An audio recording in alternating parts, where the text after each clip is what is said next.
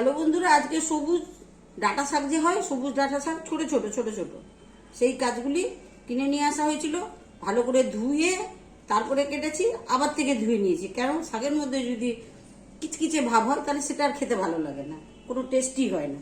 এটাকে একদম নিরামিষ রান্না করা হবে। সাথে নিয়েছি কালো জিরা আর শুকনো লঙ্কা আর পাঁচটা কাঁচা লঙ্কা নিয়েছি, ওটা পরে দেবো। হয়ে গেছে, এখন আমি কড়াইয়ে তেল দিয়ে দিচ্ছি। একটু শাকের মধ্যে একটু ভালো করে তেল না দিলে খেতে ভালো লাগে না। আচ্ছা, এখন আমি শুকনো লঙ্কাটা দিয়ে দিলাম গোটা সমেত, দেখতে ভালো লাগে তার জন্য। আর এর কোনো মানে নেই কেন দিচ্ছি, কি কারণে। অনেকে জিজ্ঞেস করেছে কথা যে আপনি শুকনো লঙ্কাটা গোটা সমেত কেন দেন। দেওয়ার একটাই কারণ, দেখতে ভালো লাগে। আপনারা দিলে দিবেন, না দিলে ভেঙে দিবেন, 4 টুকরা 5 টুকরা 10 টুকরা যা হয় করে দিয়ে দিবেন। আমার ভালো লাগে, আমি দিই। এর সাথে এখন কালো জিরা টুকুনি ছেড়ে দিলাম। এবার আমি শাকগুলি অল্প অল্প করে কেটে কেটে দিয়ে দেবো, যেন তেলটা ছিটকে ছিটকে আমার গায়ে যেন না পড়ে। গায়ে ছড়াছড়ি করবে তেলটা, আর ছড়াছড়ি করলেই তো বুঝতেই পারছেন গায়ের মধ্যে পড়বে। শাক রান্না করলাম, গা পুড়ে গেল। আরে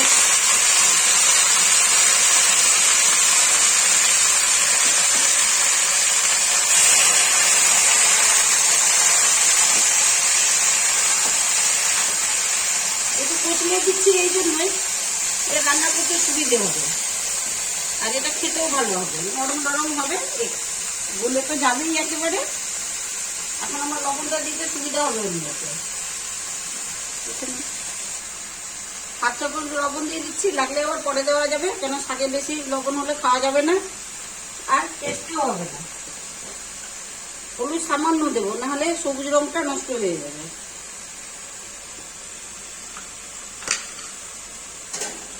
সাথে সাথে উল্টে পাল্টে ঢেকে দেবো, কেন শাকের থেকে প্রচুর জল বেরোয়। কচি শাক তো, তার জন্য ডাঁটাগুলোও দিয়ে দেওয়া হয়েছে। এগুলো আর বাছা যেত না, তাহলে শাক আর পাওয়া যেত না।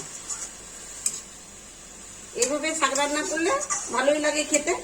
আপনারা তো শাকের মধ্যে মিষ্টি খান না, আমরা আবার একটু মিষ্টি খাই। আর আপনারা খেলে দেবেন, আর না খেলে দেবেন না। লাল শাকও দিই, সবুজ শাকও দিই। আর রসুন দিলে পরে, যারা রসুন দিয়ে রান্না করে তার মধ্যে কিছুই দিই না। তার মধ্যে মিষ্টি দেওয়া চলবে না, কেননা খেতে টেস্টি হবে না। আর কালো জিরা দিলে পরে আপনারা মিষ্টি দিয়ে খাবেন, ভালো লাগবে। একবার খেয়ে দেখবেন কেমন লাগছে। আর যদি নাই খেতে ইচ্ছা করে, দেওয়ার কোনো দরকারই নেই। খাওয়াটা নিজে নিজের পর। এখন আমি ঢেকে দিচ্ছি, ঢাকনাটা খুলে দেখাচ্ছি। দেখুন, শাকটা খুব সুন্দরভাবে রান্না করা হয়েছে। কড়াই থেকে একদম মানে ছেটে যাচ্ছে না, সরিয়ে সরিয়ে যেভাবে সরিয়ে দিচ্ছে ঠিক সেভাবেই সরে যাচ্ছে। দেখুন, একটুখানি তেল ভালো করে না দিলে কড়াইয়ে ছেটে যাবে, আর ওই শাক খেতে ভালো লাগে না। এইভাবে রান্না করবেন, একবার রান্না করে খেয়ে দেখবেন, খুব ভালো লাগবে। রান্না হয়ে গেছে আমার।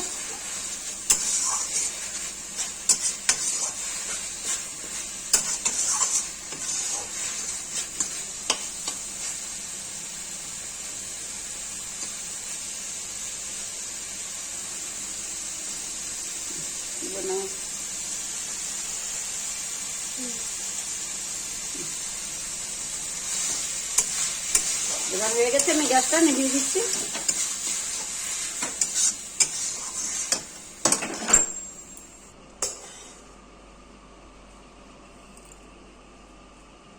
একদম সম্পূর্ণ সবুজ সবুজ শাক।